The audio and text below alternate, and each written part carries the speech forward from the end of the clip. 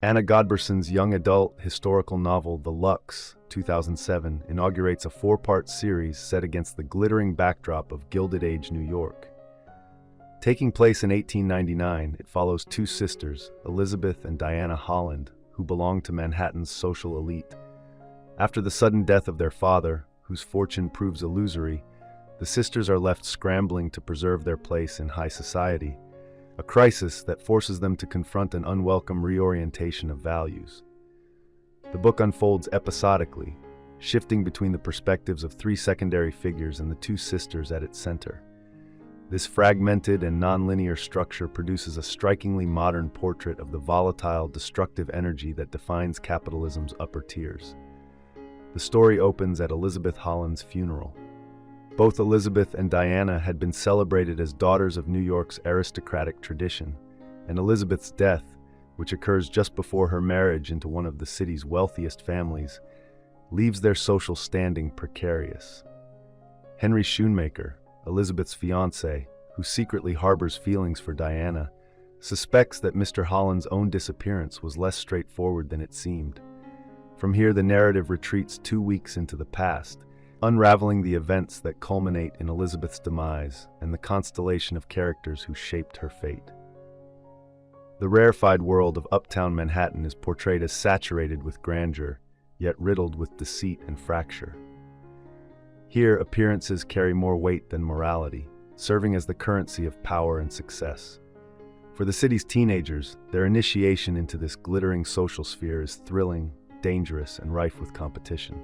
Until their father's death, Elizabeth and Diana seemed untouchable, widely recognized as reigning figures in society. But when they discover that none of his fortune remains, their supposed security crumbles. To salvage her family's future, Elizabeth consents to marry Henry, a wealthy but unimaginative bachelor whose father controls vast industrial holdings. Unbeknownst to her, however, Penelope Hayes, her sharp, calculating best friend, is also pursuing Henry and seizes upon Elizabeth's concealed financial distress to oust her rival. Complicating matters further is Elizabeth's secret romance with Will Keller, her childhood companion and the Hollands' servant, whose presence destabilizes her sense of duty. Meanwhile, Henry himself is coerced into the engagement by his domineering father, forcing him to suppress his passion for Diana while feigning enthusiasm for the wedding. With Diana, Henry experiences a rare intimacy untouched by the scheming of their world. Parallel to this, Elizabeth's maid Lina simmers with envy at her mistress's privilege and seeks to exploit the family's vulnerability for her own advancement. Her path takes an unexpected turn when she falls for Tristan Wrigley, a shop boy who immerses her in the vibrancy of New York's working-class life.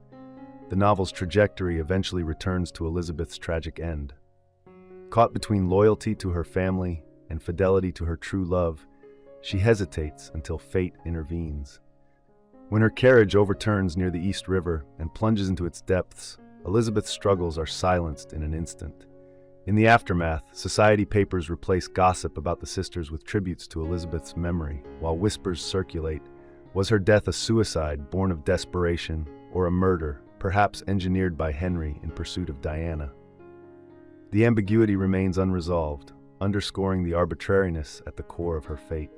Godbersen's novel ultimately foregrounds this irony, showing how private desires, when refracted through competing motives, crystallize into public narratives that distort and diminish their original truth. Thank you for watching. If you enjoy this video, leave a like and subscribe.